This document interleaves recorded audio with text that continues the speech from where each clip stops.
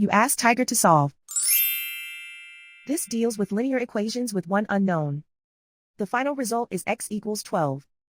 Let's solve it step by step. Group all constants on the right side of the equation. Subtract 4 from both sides.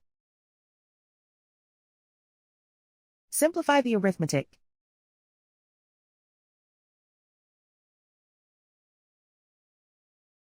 Isolate the x.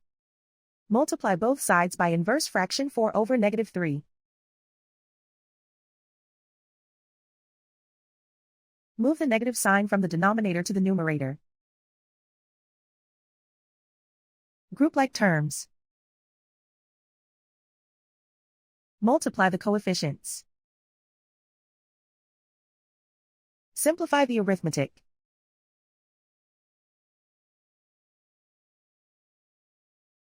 Move the negative sign from the denominator to the numerator. Multiply the fractions. Simplify the arithmetic.